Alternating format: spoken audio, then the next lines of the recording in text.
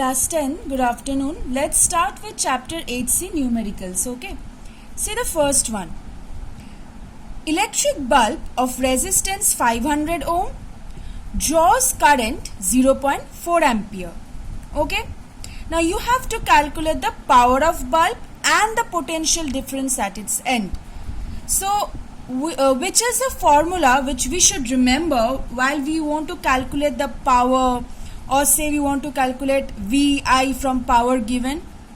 This form, remember this? Remember, W is equal to VIT, so P equal to W by T, so therefore P equal to V into I. Then the different forms we got, P equal to V square by R, all those forms. So just if you just remember any one form, and if you remember Ohm's law is V equal to IR, this one is Ohm's law. So then you can derive two different forms of P and W, that is electrical energy consumed as well as the power. You can come to the different forms with the knowledge of at least two forms. One is this one, and another is the Ohm's law, right? So let's see the sum. Here, this is given, resistance is given, and current is given. So how can I find the power? See, if I use this form V into I don't know V. So I can substitute in place of V, I into R from Ohm's law. So I square R, this form I am using. So I now is given, R is given, so I have just found P. And in the second part, potential difference I have to find. So P equal to V into I, simply P by V. Simply P by I, because I, it's given, and P I have just calculated, right? Now obviously you can also calculate V from Ohm's law simply. So you could have, instead of doing in this method, you could have also first calculated V from Ohm's law, using Ohm's law first calculated V, then using V and I you could have used this form and found out power. Then also it's correct, okay? So you just have to see what is given to you. See the next one. Electric bulb is rated to 20 volt 100 watt. That means at 220 volt it will consume 100 watt power.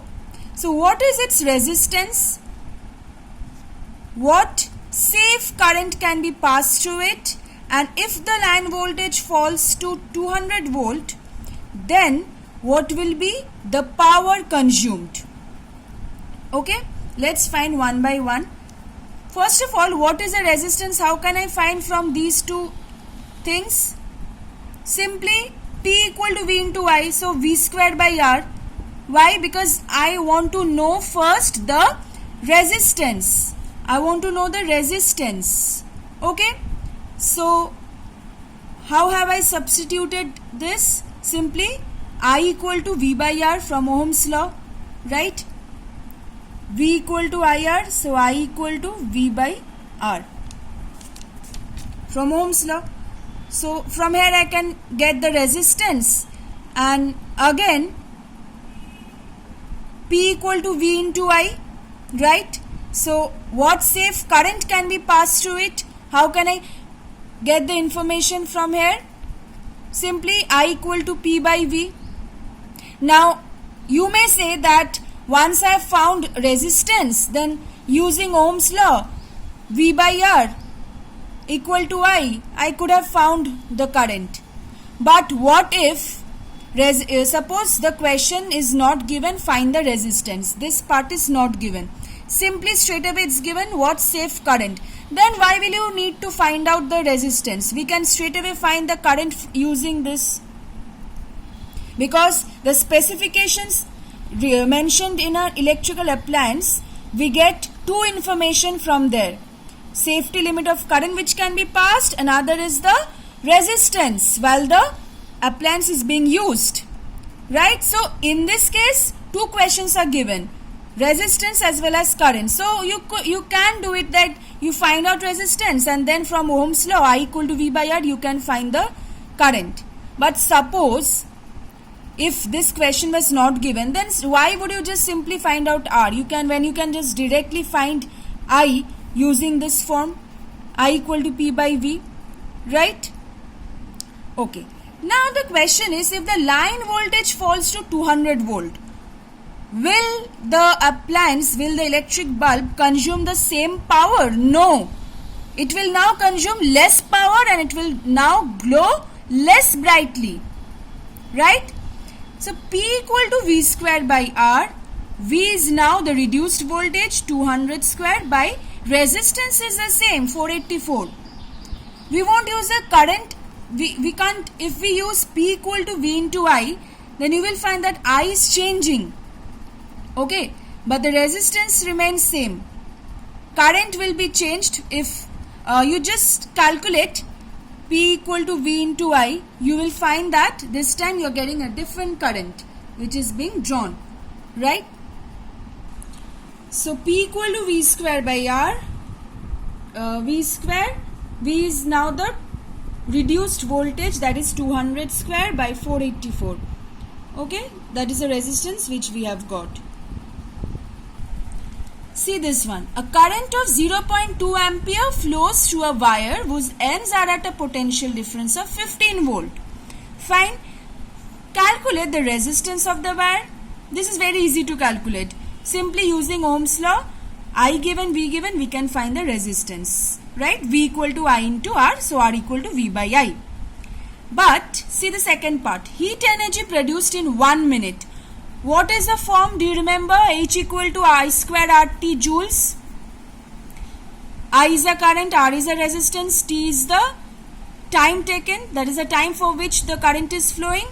Joule's law of heating, right? So 1 minute, right? It's given in 1 minute. So convert it to seconds. We'll get it as 180 joules. Now suppose the question was say find it in calories. If nothing is mentioned, you will find it in joules. But if it's mentioned, find it in calories. What was the form? 0.24 I square RT. Why? Because you see, we know 1 calorie equal to 4.2 joules, right? So that means 4.2 joules means 1 calorie. So 1 joule means 1 divided by 4.2, that is equal to 0.24 calorie. That's why what you can do, if you are asked to find in calories, straight away you can use this form, or you find out in joule and multiply 0.24. Same thing. No difference, right? Okay. Two bulbs are rated 600 watt, 220 volt and 600 watt, 110 volt. Notice that the powers are same. Calculate the ratio of the resistances. You know this form, P equal to V square by R, right? Now, if P is same, that means R equal to V square by B, right? So if P is constant, can I write R is directly proportional to V square? Obviously, if P is constant, that means I can write R is directly proportional to V square. R equal to some constant into V square. So therefore, can I write then the ratio of R1 is to R2 is equal to V1 square is to V2 square. If you have say A proportional to B, then if I have to find the ratio of A1 is to A2, so how will I, that means can I write A1 is to A2 is equal to B1 is to B2, because it's directly proportional, right? So whatever will be the ratio of B, it will be the it's same as the ratio of A, right? Okay. Now V1 square is to V2 square. You just, V1 means 220 volt, V2 110 volt. So R1 by R2, just the calculation. You just see, I've shown here why I'm saying that if P is constant, R is directly proportional to V square. Say R1 is 220 square by 60. R is equal to V square by P. So R1 will be V1 square by P. Say P1. R1 is equal to V1 square by P1, R2 equal to V2 square 110 square by P2, right? So that means R1 by R2 is, see, 60, this 60 gets cancelled like this. So ultimately, that's why when P is constant, we can say R1 by R2 equal to V1 square by V2 square. So you are getting 4:1. See this one. A geyser is rated 1500 watt, 250 volt. Now this geyser is connected to 250 volt mains. That means the geyser will consume the power which is rated, right? If it was operated at less voltage than 250, then it will consume less power, more power, okay? Now calculate the current drawn, energy consumed in 50 hours and the cost of energy consumed at this 4.20 per kilowatt hour. Let's see. First, how can I find the current? Very easy. P equal to V into I, we know. So, whenever this specifications is given, we can easily find the current which is being drawn with the help of this appliance. So, geyser in this case, right?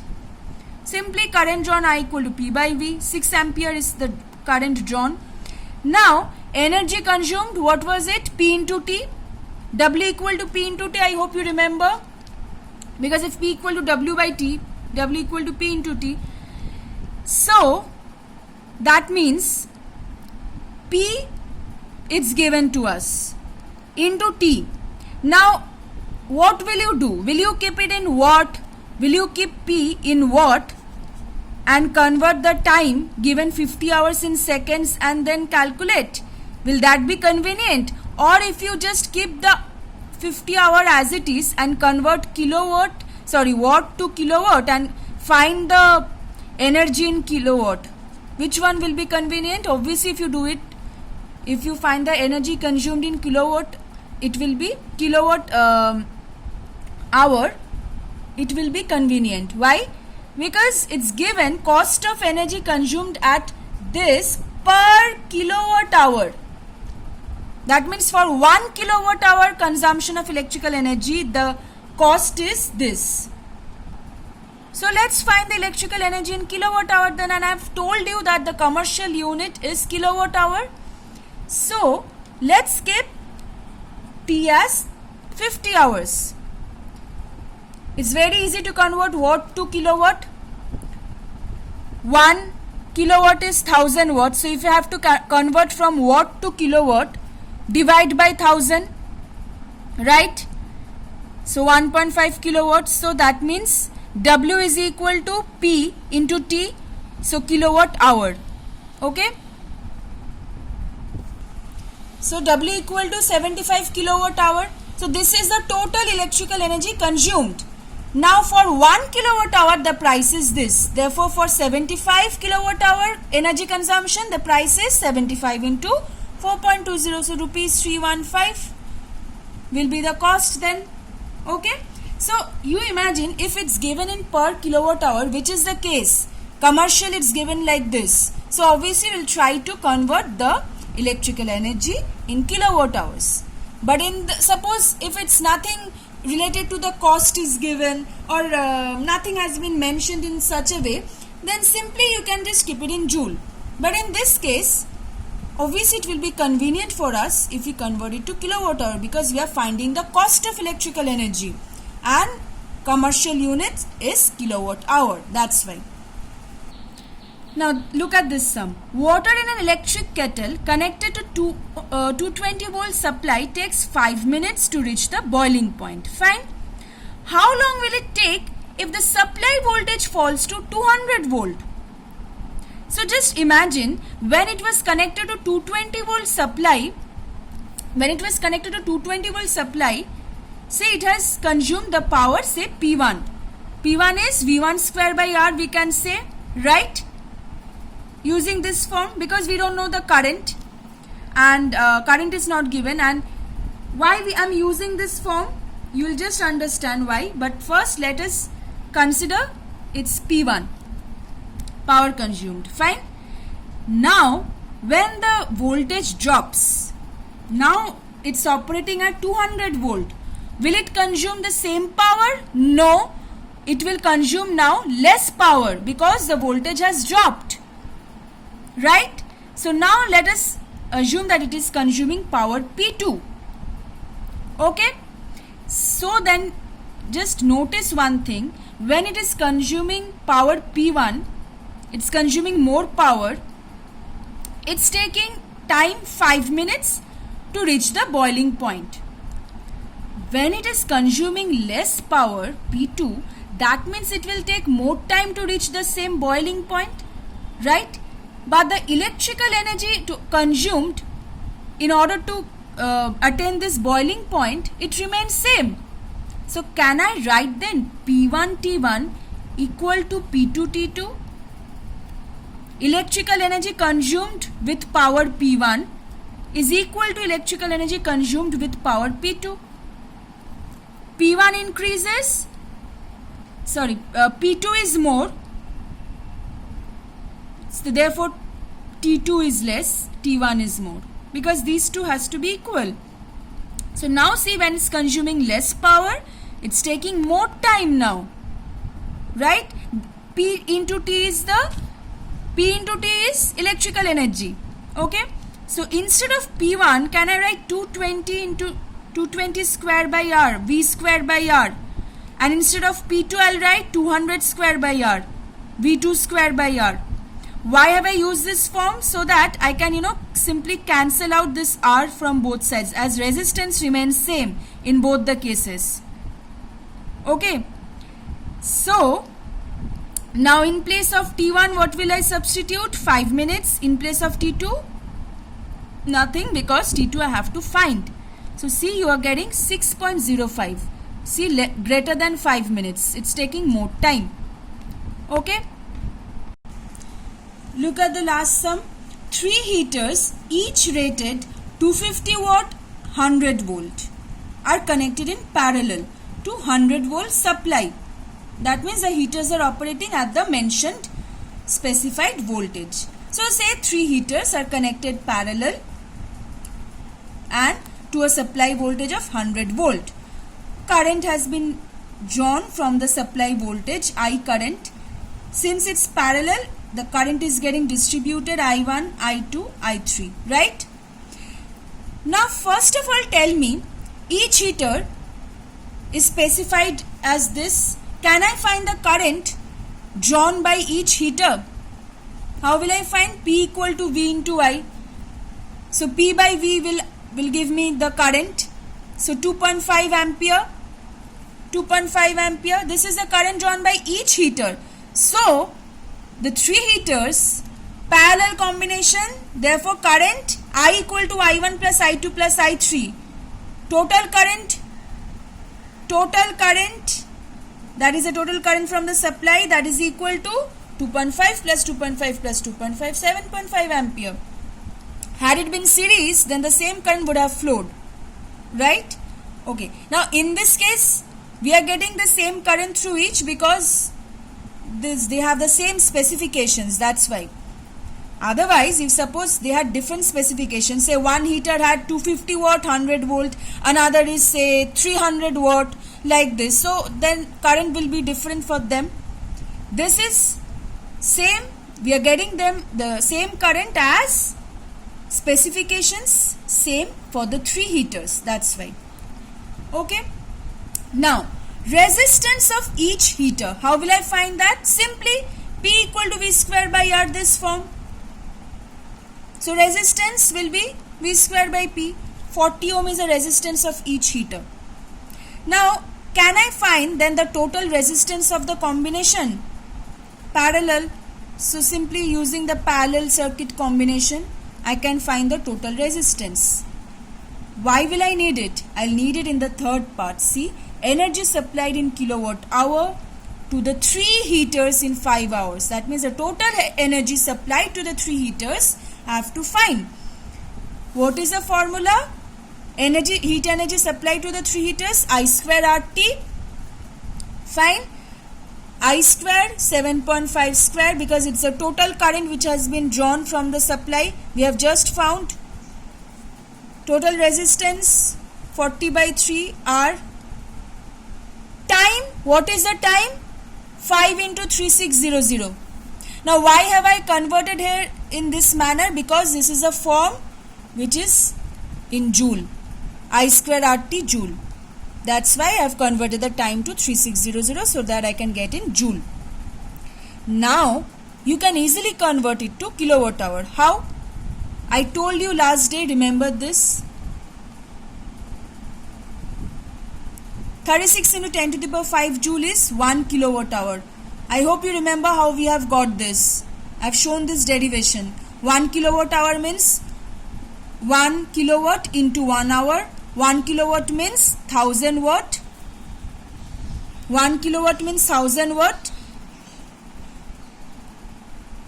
into 3600 seconds. So 10 to the power 3 into 3600, that gives us this watt second, that means joule. So therefore if this is the relation, then I can find simply by unitary method this joule is how many kilowatt hour. So just simple conversion. Remember this form, that's why I told you, you get objectives also. Okay.